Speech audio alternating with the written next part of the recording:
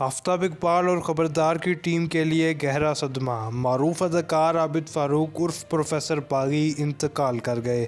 نجی T V channel کے programme میں پروفیسر باغی کے نام سے شہرت حاصل کرنے والے عابد فاروق لاہور میں انتقال کر گئے ہیں۔ تفصیلات کے مطابق عابد فاروق کو کچھ دن پہلے برین ہیمریج ہوا تھا۔